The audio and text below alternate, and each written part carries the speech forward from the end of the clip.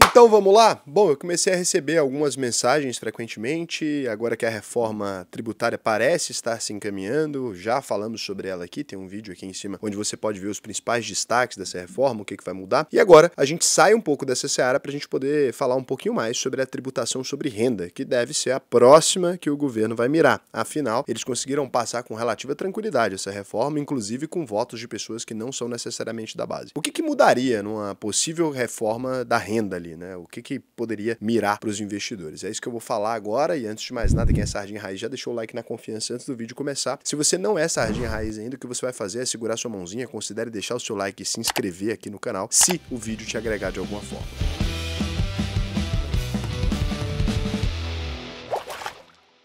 Antes de tudo, é importante a gente entender algumas características sobre a tributação brasileira, né? No Brasil, o Brasil é um dos únicos países do mundo onde a gente não tem uma tributação sobre lucros e dividendos. Ou seja, quando as empresas elas vão produzir qualquer produto ali, elas já têm uma tributação direta incidindo nesse momento. Então, olha, ela vai produzir uma ferramenta, ela vende a ferramenta, ela já paga o imposto em cima do faturamento direto. Na hora que a empresa termina de produzir e vender esse produto, os impostos já foram pagos. Não é que o Brasil não tem imposto para empresas, é que o imposto para empresas no Brasil é cobrado direto do faturamento. Isso, inclusive, produz anomalias incríveis, né? Tem várias empresas que têm prejuízo, mas pagam bilhões de impostos e depois tem que encontrar alguma maneira de ressarcir ou tem que se enquadrar no lucro real para depois fazer auferimentos. É uma doideira ali. E vez ou outra o governo, inclusive, é processado para devolver dinheiro que ele arrecadou incorretamente dessas empresas e vice-versa também que acontece. Só que, agora, o que estão falando é, vamos mudar um pouco esse sistema de taxação. Ah, Raul, então não vão mais cobrar nenhum imposto das empresas nas etapas de produção, etc., só no lucro de venda? Não é isso que estão falando. Vamos cobrar uma mistura dos dois. Então haveria uma desoneração hoje do imposto pago pelas empresas atualmente e passaria a incidir também um imposto sobre o lucro e dividendo. Então, um pedaço ainda nessas etapas do jeito que é hoje, na etapa de produção, na hora de emitir nota fiscal, e a outra etapa na hora da distribuição de lucro. Ah, Raul, mas se houver uma distribuição de lucro, um imposto sobre a distribuição de lucro, ele estaria limitado de certa forma, porque hoje já existe o juros sobre capital próprio. Numa possível reforma, eles teriam que encerrar o juros sobre capital próprio, porque as empresas poderiam pagar, e o juros sobre capital próprio ele é uma manobra tributária, porque ele acaba saindo como uma espécie de custo, a empresa consegue abater pagando uma tributação de 15% retida direto na fonte. Caso fosse aprovado um outro modelo, eles teriam que mexer nessa legislação também, porque senão as empresas poderiam continuar usando JSCP aí para poder fazer essa distribuição. Então, eles devem mexer nisso também. Hoje a gente tem um problema em relação à competitividade, porque o Brasil é o segundo país do mundo, né, que mais paga imposto, onde as empresas mais pagam impostos. A gente está falando de Malta, em primeiro lugar, com 35%, o Brasil com 34%. Se a gente está falando de uma média de 34%, se você aumenta 15% agora na tributação sobre lucros e dividendos, a gente passaria a ser o país onde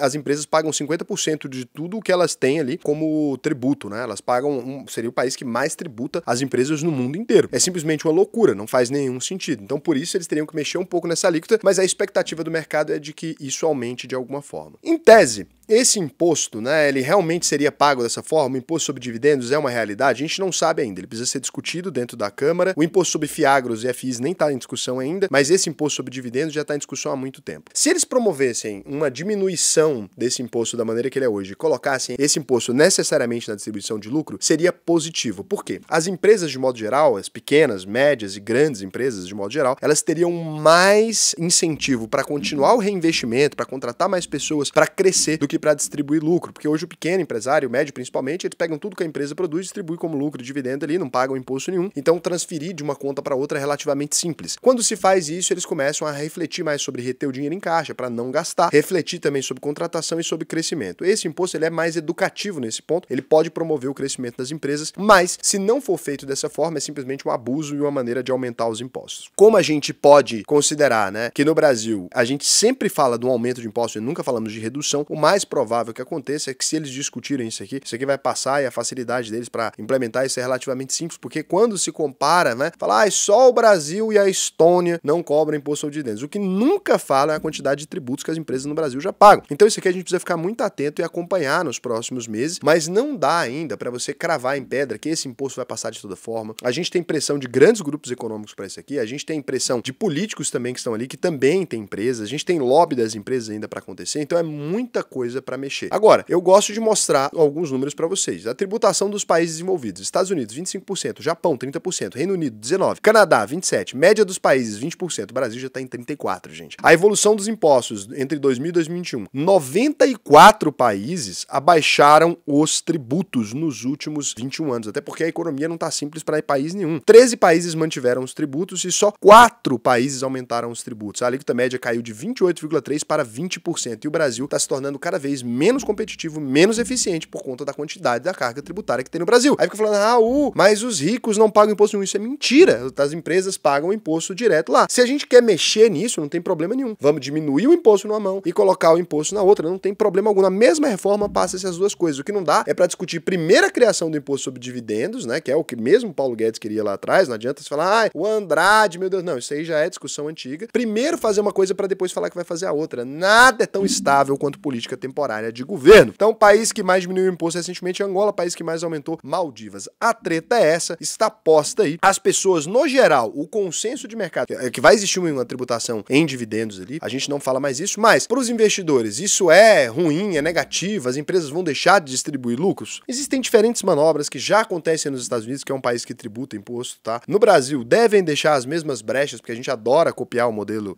norte-americano das coisas, então a gente ainda precisa entender para ver o que vai acontecer. Não tome decisões precipitadas, não surte de uma hora para outra. Agora, se ficar o mesmo imposto, se ficar a mesma situação, se ficar da mesma forma que é nos Estados Unidos, lembre-se sempre também que você pode pegar o seu belíssimo patrimônio e mandar para fora. Ah, mas eles vão cobrar pra gente enviar dinheiro para fora. Tem diversas formas de enviar dinheiro para fora, todas elas são formas muito baratas, pode ter pesar de mandarem um imposto ali. Não tem como impedir isso, porque o Brasil também é um país que vive de exportação e vive de importação também. Então o Brasil não é um país autossuficiente nas coisas que ele precisa ali, não, nem para importar, nem para exportar. Então nunca vão ter como boicotar isso completamente, e sempre eu vou achar um jeito de ensinar isso para vocês, como é que a gente manda o dinheiro para fora, se a coisa não ficar conveniente aqui dentro. Por hora, tá tudo conveniente, tá tudo tranquilo. E se você quiser aprender a investir no Brasil e no mundo inteiro, o que eu vou te sugerir é auvp.com.br. Clica nesse botão aqui, faz sua análise de perfil, me conta a sua história, me fala o que tá acontecendo aí, como é que tá as suas coisas, e eu vou te dizer se a UVP faz sentido ou não para você. Se fizer sentido, eu faço questão de te ensinar a investir não só no Brasil, como no mundo inteiro. E se você não aprender, eu devolvo 100% do seu dinheiro. A próxima turma tá começando por agora, então vai lá, faz isso. Ah, Raul, mas preciso passar por um processo seletivo, porque eu não posso simplesmente pagar e fazer minha matrícula igual em todo lugar. A gente seleciona os alunos da UVP exatamente por conta desse compromisso. Se não funcionar para você, eu tenho que devolver 100% do seu dinheiro, é um compromisso público que eu tenho, inclusive, lá o nosso Reclame Aqui tá aí, para você ver que, de fato, ninguém nunca reclamou, não é? Mais de 21 mil visualizações, verificadinho aqui, ninguém reclamou da UVP. Por quê?